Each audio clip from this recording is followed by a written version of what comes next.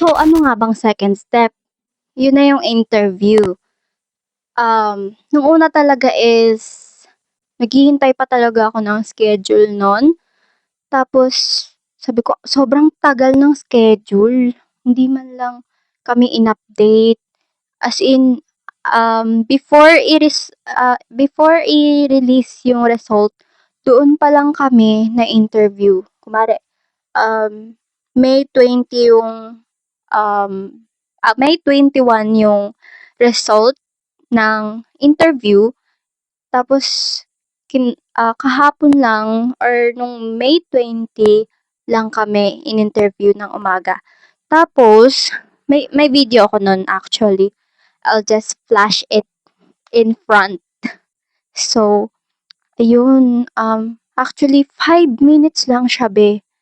Sabi ko, be, nag-prepare pa ako nun. I'll just, yeah. Charo. Nag-prepare pa ako nun, be. Tapos, sabi ko, ay, magme-makeup ako. Tapos, ayun yung ginagamit ko sa research. Sinuot ko siya. Sabi ko, at least be formal naman, di ba? So, nung, meron na kaming schedule. Grabe, nag-chat pa nag-chat. Nag-email pa talaga ako nun sa PNU, admission office. Kasi nga, hindi pa kami nabibigyan ng schedule. Tapos, bigla lang kaming sinabihan. Kinabukasan, sabi nila 3 days daw before. Grabe. Tapos ngayon, nirarush kami, di ba? Uy, hindi nagre-reklamo. Okay. So, yun na nga. Ayun, nandito ako mismo nun. Nagbe-video ako, nag-aayos ako. Tapos, pagka-enter ko dun sa mismong Google Meet, biglang tinanong na ako directly, ganon. 2 questions lang yon. So, nakalimutan ko na yung tinanong sa akin. Basta tinanong lang kung bakit daw yun yung gusto ko. Tapos, nakalimutan ko yung isa. Basta siya, parang lagi siyang tinatanong sa other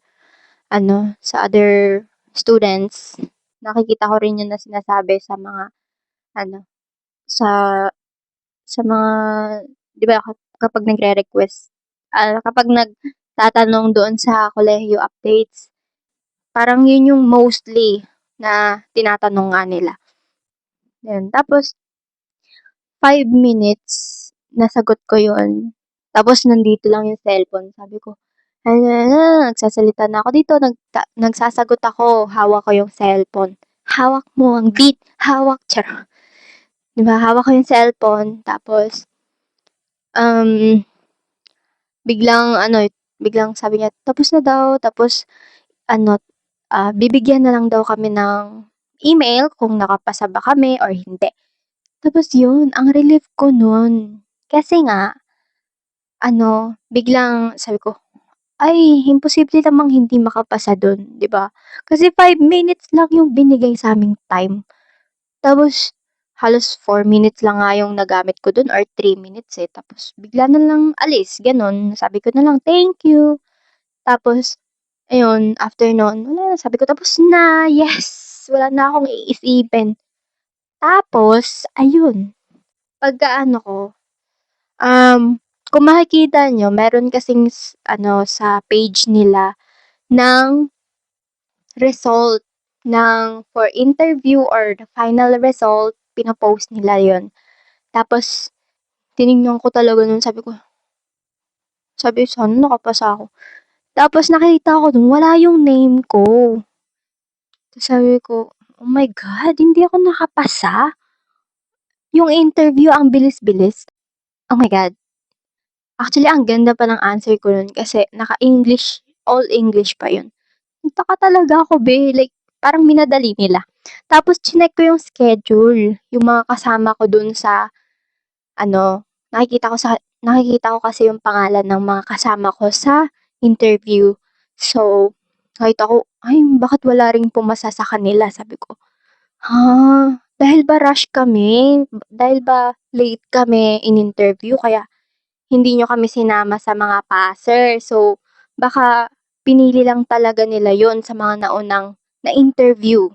So, ayun, I'm disappointed. Pero for a few days, nag-send ng yung PNU na I got waitlisted. Yes. Show ko na lang dito na yung na-send sa akin, which is na waitlist ako. Number 5 ata yun. Basta dyan. Sabi ko, okay. Meron palang ganito. Akala ko wala nang waitlisted sa PNU. Kasi sabi nila wala naman daw eh. Na hahanap ko sa mga result. Wala naman daw ganun. Depende lang siguro daw pag mag-i-email nga yung PNU sa inyo na pwede silang magbigay ng slot sa inyo. So, yun. Nung nag-send yung ng waitlisted. Tapos, nag-check na yung result for the batch 3. Yung final batch 3 na ng mga entrance exam ng batch 3.